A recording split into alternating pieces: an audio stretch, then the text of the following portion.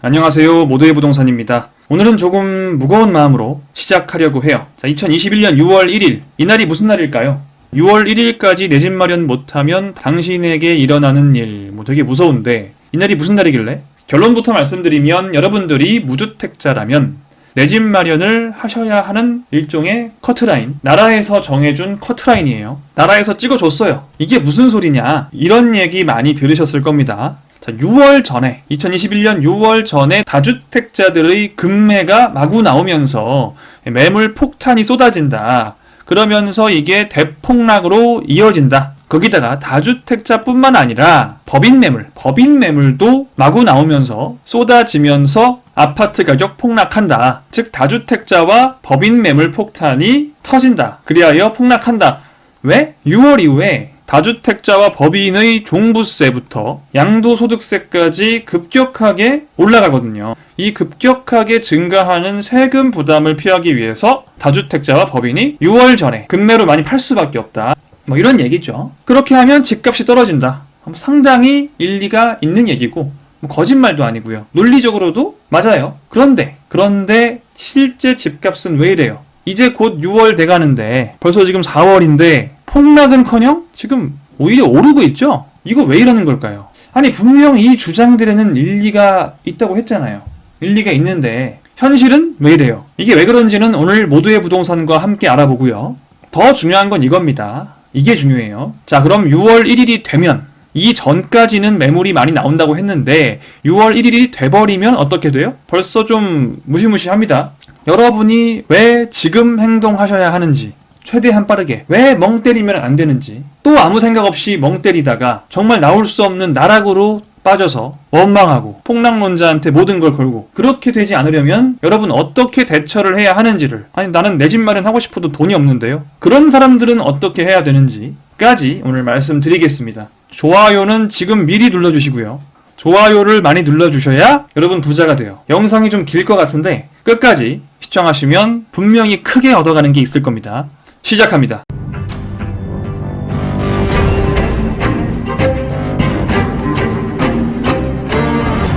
자, 집값 하락을 이렇게 주장하시는 분들, 이렇게 열심히 주장하시는 분들은 공통적으로 하나같이 주장했던 내용이 있어요. 6월 이전에 다주택자와 법인 매물이 폭발하면서 집값이 폭락한다. 정부에서도 이런 얘기를 많이 했고요. 6월 전 다주택자 매물이 쏟아질 거다. 정부도 6월 전 다주택자의 매물이 쏟아질 수밖에 없다. 양도세가 이런 식으로 증가를 하기 때문에 너희가 버틸 수 없을걸? 이라는 거고요. 기사로 많이 나오죠. 6월 전 법인 다주택자 매물 과연 쏟아지나. 기사들뿐만 아니라 유튜버들 대폭락한다. 다주택자가 버티지 못하고 내놓는데 받아줄 사람은 또 없어서 또 폭락한다. 법인 매물 폭탄 쏟아져서 아파트 가격 폭락한다. 법인 패닉셀 왔다. 패닉 바잉 아니고 패닉셀.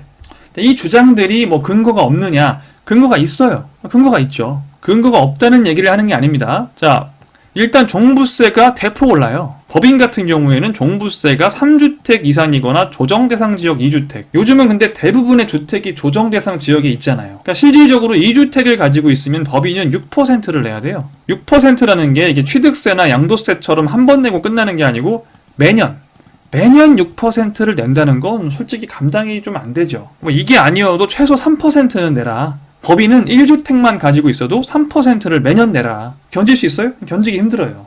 그나마 개인은 좀 덜한데 보통 개인이 94억 원까지 아파트를 가지고 있는 경우는 그렇게 많지 않으니까 보통 종부세를 내시는 분들은 가장 많은 구간이 실질적으로 12억에서 50억 사이가 제일 많겠죠. 종부세 내는 다주택자인 분들은 이 구간이 제일 많을 거예요.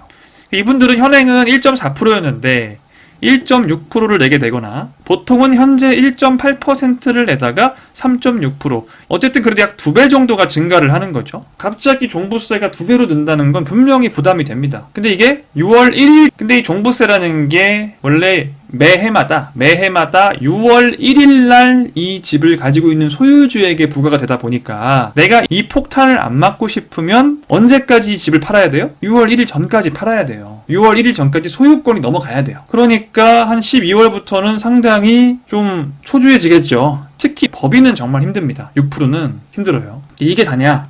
양도소득세도 개정을 해요. 그래서 조정대상 지역 내에 2주택이거나 3주택인 사람은 이 양도세율이 있거든요. 이게 원래 기본 양도세율이에요. 집값이 많이 오르면 좀 퍼센트가 높고 집값이 적게 오르면 좀 적죠, 세율이. 그러니까 일종의 누진세인데 여기서 누진공제가 또 들어가요. 그래서 사실은 이 일반과세를 맞는 경우에는 뭔가 좀 아깝긴 하지만 나름 정상적인 범위 안에 있어요. 근데 이제 다주택자의 경우에는 이 세율에다가 2주택이면 20%, 3주택이면 30%를 가산하겠다. 잘못하면 42%인 경우에는 30% 더하면은 72%죠. 72%. 낼 수 있어요, 없어요? 못 내요, 이거. 정말 내가 사업이 망해서 팔 수밖에 없으면 몰라도 선택권이 있으면 팔지 않겠죠. 이거 내고. 근데 이게 언제부터? 이것도 6월 1일부터 3주택, 2주택인 분들이 주택을 팔면 20%에서 30%의 가산세가 붙는다. 즉 양도소득세가 중과된다라는 거죠.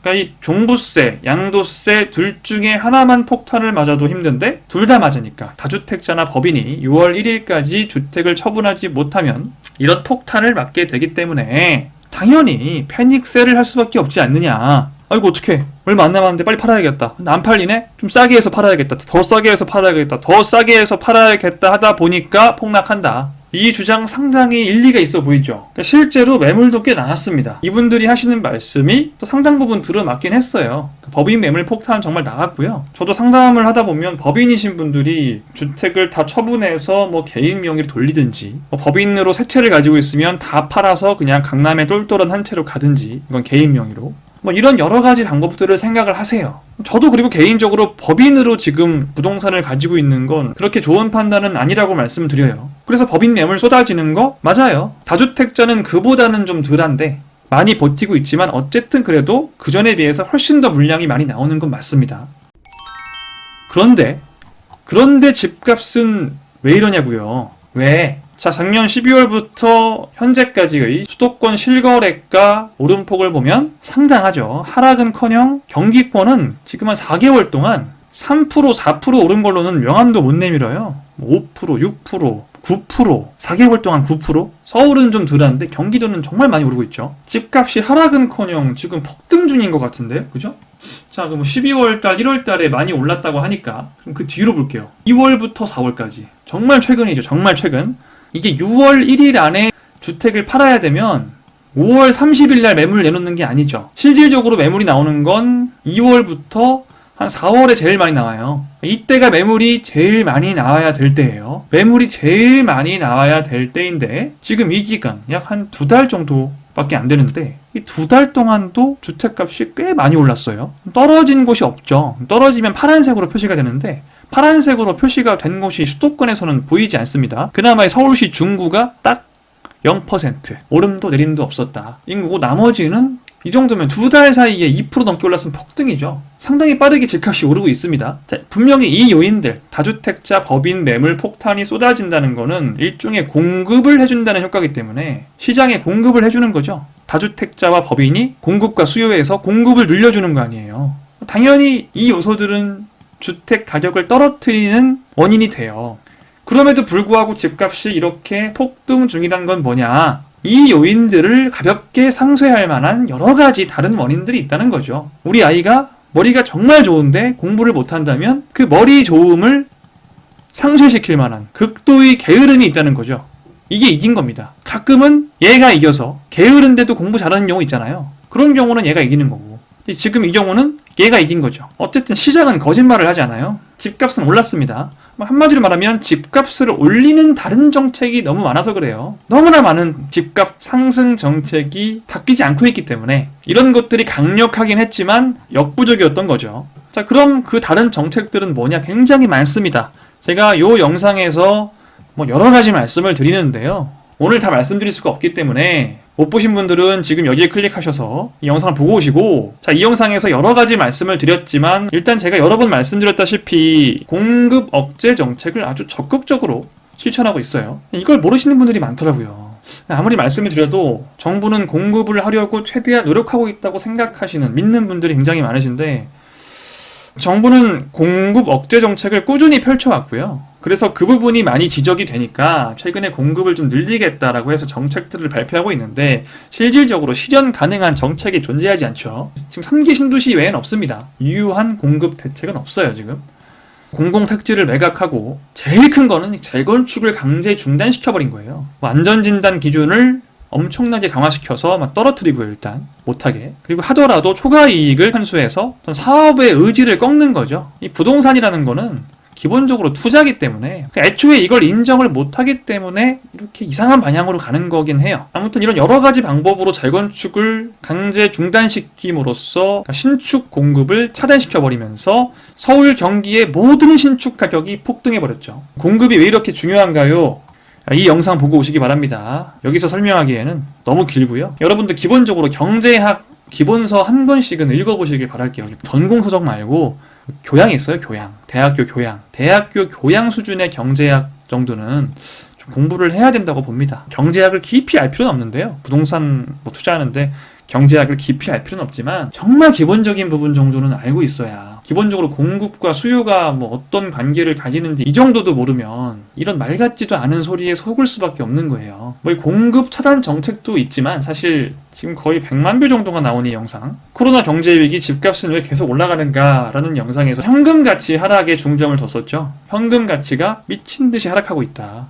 통화량이 미친 듯이 증가하면서 현금 가치는 당연히 반비례로 폭락 중이다. 1년 전의 100만원과 지금의 100만원은 전혀 다른 가치를 가진다. 이런 얘기를 했잖아요. 이 영상은 제 영상이지만 웬만하면 꼭 보세요. 지금 여길 클릭하셔서 보고 오시기 바랍니다. 안 보신 분들은 아마 대부분 보셨을 것 같긴 한데 혹시 안 보신 분들은 보세요. 요건 안 봐도 이건 봐야 됩니다. 이걸 모르면 정말 평생 후회만 해야 돼요. 그냥 정말로. 이게 지금 제가 한 12월 정도에 찍은 영상인데 지금도 이 현금 가치 하락은 꾸준해요. 꾸준합니다. 이땐 트럼프 때였는데 바이든 정부도 2,100조 원 규모의 역대 최고 경기 부양안을 통과시켰어요. 이런 거 한번 할 때마다 현금 가치가 그냥 쓰레기로 변하는 겁니다. 달러라고 좋은 게 아니에요, 여러분. 환율이 오른다면 달러 가치가 쓰레기가 됐지만 원화 가치가 더 쓰레기가 돼서 오르는 거지 절대 달러가 좋은 게 아닙니다. 환율 올랐다고 좋아할 게 아니에요. 그동안 현물 가격은 얘랑 비교할 수 없을 만큼 많이 올라갔어요. 자, 아무튼 상원에서 통과됐고 바이든 대통령이 서명까지 하면서 이제 미국인들에게 싸울 기회를 주겠다. 그러면서 돈을 막 찍어내고 있죠. 아니 달러를 찍는데 우리나라 현금 가치는 무슨 상관이에요? 잘 모르겠는 분들은 이 영상을 제발 좀 보고 오시기 바랍니다. 이게 가장 커요, 사실. 공급 부족이랑 현금 가치 폭락. 이게 집값을 상승시키는 주 원인입니다. 자, 이 가장 중요한 두 가지 원인에다가 요즘 들어서 또 이런 얘기도 나와요. 놀랍게도 민주당에서 LTV를 90%까지 풀자. 이런 얘기를 하니 사실은 대출 같은 경우에는 억제를 해야지 집값이 잡히긴 합니다. 그럼 이 정부는 LTV를 그렇게 억제였는데 왜 집값이 올랐냐? 이거예요, 이거. 공급 차단. 자, 그랬죠. 공급 정책을 이길 수 있는 다른 대책은 없다. 공급을 차단시켜놓고 아무리 다른 걸 해봐야 집값 못 잡습니다. 거기다가 현금 가치까지 하락을 했으니 LTV 이런 거 규제해가지고 잡을 수 있는 집값이 아니었어요, 애초에. 근데 도움은 좀 되죠, 그래도. 그나마 이렇게 올라갈 걸 요 정도로 완화하는 정도의 도움은 됐었다고 봅니다. 그런데 아무튼 지금 무주택 서민들이 LTV 40% 때문에 미쳐버리겠다. 집값은 폭등했는데 대출은 안 나오니 집을 살 수가 없다고 아우성을 치니 절대로 이 공급을 풀어줄 생각은 절대 없고, 그럼 일단 LTV를 좀 풀어줄까? LTV를 풀면 집값은 당연히 더 올라요. 당연히 더 오르지만 그래도 지금 일단은 서민들이 집을 살 수 있게 해달라고 하니까 무주택자에 한해서 서민들에 한해서 좀 LTV를 90%까지는 아니더라도 70%, 60% 이런 수준으로는 좀 풀어주자 라는 얘기가 지금 많이 나오고 있죠. 이런 얘기가 나오는 것들도 사실 집값이 오르는데 영향을 미칩니다. 뿐만 아니라 지금 민주당에서 선거에서 좀 참패를 하다 보니 부동산 정책을 좀 고쳐야 된다라고 많이 이제 얘기를 하는데 수술을 해야 된다 그러는데 공급 차단 정책을 바꿀 생각은 없어요, 지금. 말도 안 되는 공공으로 재건축을 하겠다. 이런 대책을 2월 4일에 발표를 했는데 이것도 한번 따로 다뤄야겠지만 전혀 현실 가능성이 없는 얘기를 하고 있죠. 일부러 현실 가능성이 없는 얘기를 해서 공급을 안 하려는 생각인 것 같기도 해요. 이건 예면한 채 이 공급 대책을 바꿀 생각은 하지 않고 대출을 많이 해주면 집값이 올라요. 오피스텔이 지난 1년간 아파트의 가격을 그렇게 많이 따라간 이유는 뭐예요? 오피스텔은 대출 70%, 아파트는 40%. 오피스텔은 취득세 4.6%, 아파트는 2주택부터 8%, 3주택 12%. 이거 하기 전까지는 어디 오피스텔이 아파트 가격에 비빕니까? 아파트가 규제 묶이면서부터 오피스텔, 구입하기 편한 오피스텔이 폭등하는 거 아니에요. 아무튼 참 답답한데, 그러다 보니까 집값이 떨어지기는커녕 폭등 중인 거죠. 이제 왠지 아셨죠? 자, 그러면 결국엔 집값을 6월 전에 잡지 못했는데 6월이 되면 6월 1일까지 집을 팔지 않은 사람들은 자, 이 세금 폭탄을 때려 맞습니다. 무조건. 자, 이때라도 팔까? 해봤자 이미 때려 맞아요. 내가 6월 3일날 팔아도 일단 종부세 1년치는 맞는 거예요. 자, 그러면 6월 1일 전까지 주택을 팔지 않고 버틴 사람이 갑자기 6월 1일 이후에 집을 팔겠어요? 안 팔겠어요? 이게 다주택자든 법인이든 이때까지 견딘 사람들, 5월 31일까지 주택을 안 팔고 버틴 사람들이 세금이 2배 이상 많아지는 6월 1일 이후에 집을 판다? 논리적으로 말이 안 되죠. 성립하지가 않죠. 자, 그 다음에 양도세를 볼까요? 양도세가 6월 1일부터 20% 30% 중과세가 되는데 이 20% 30% 중과세가 안 될 때도 집을 안 판 사람들이 있을 거 아니에요. 5월 31일까지 버틴 사람들. 이 사람들이 6월 1일부터 집을 팔아요? 안 팔아요? 안 팔죠. 안 팔죠. 그럼 우리가 알 수 있는 건 뭐예요? 이 매물들, 이 다주택자와 법인들의 매물 폭탄은 언제까지만 존재한다? 5월 31일까지만 존재한다. 사실상 거의 대부분은 4월 내에 다 사라진다. 왜냐면 6월 1일 전까지 주택을 팔 사람이 5월 달에 매물을 내놓지는 않는다고 말씀드렸어요. 거의 4월까지 나오는 매물들이 이전에 처분하려고 하는 매물들인 거예요. 자, 그럼 거의 이때부터는 신규 매물이 나와야 안 나와요? 5월부터는 벌써 다주택자든 법인이든 신규 매물이 안 나온다는 거예요. 안 나옵니다. 당연히. 그러니까 내가 다주택자라면, 내가 법인이라면, 내가 법인으로 부동산을 소유하고 있다면 한번 생각을 해보세요. 분명히 이거를 팔아야 되나 생각은 할 거예요. 근데 내가 팔 거면 5월까지 팔지 굳이 6월 1일 이후에 이걸 팔진 않죠. 당연히 한 12월부터 한 5월 사이에는 금매가 많이 나올 수밖에 없어요. 많이 나오지만 6월 1일이 되는 순간 12월부터 나왔던 그 다주택자와 법인의 매물들은 어떻게 된다? 사라진다. 없다. 이때 팔려고 했다가도 안 팔렸잖아요. 만약에 내가 15억에 팔려고 했어요. 금매니까 13억까지 떨어뜨려봤어요. 팔리면 끝난 거고 이제. 만약에 안 팔리면 이제 6월 달에는 안 팔죠. 거두죠. 내가 이 세금 피하려고 팔려고 한 건데 지금 팔아봐야 어차피 세금 두드려 맞는데 굳이 팔 필요가 없죠. 이걸 피하려고 팔려고 한 건데 굳이 두드려 맞고 판다? 말이 안 되죠. 자, 그러면 6월이 되면 기존의 공급 차단 정책도 유효하고 현금 가치 폭락도 그대로 유효하고요. 게다가 LTV는 올린다고 하고 종부세, 보유세도 손본다고 하는 상태에서 이렇게 상승 요인이 한도 끝도 없이 많은 상태에서 그나마 덜 오르던 걸 6월부터는 어떻게 돼요? 이게 사라져요. 이것마저 사라진다. 그럼 당연히 그래프의 기울기가 더 급해질 수밖에 없는 겁니다. 이렇게 논리적으로 말씀을 드렸는데도 부정을 하시는 분들이 있겠지만 이렇게 될 수밖에 없는 거예요. 그냥 갑자기 무슨 핵전쟁이 나거나 군부가 쿠데타를 일으키지 않는 이상은 이 그래프를 바꾸기가 정말 어렵습니다. 정말. 정부가 물론 갑자기 정부가 정신 차리고 집값을 올리는 정책들, 특히 공급 대책을 전면적으로 수정을 한다라고 하면 당연히 집값을 잡을 수 있어요. 하지만 지금 그럴 생각이 당연히 없죠. 없기 때문에 6월이 오면 이 그래프의 기울기가 더 급해진다는 거예요. 지금보다 더. 여러분은 어떻게 대처해야 돼요? 내 집 마련을 최대한 빨리 하는 수밖에 없죠. 아니면 아예 그냥 정책이 완전 다 바뀌어서 정말 유효한 공급을 많이 하는 정책으로 바뀔 때까지 대기를 하시든지.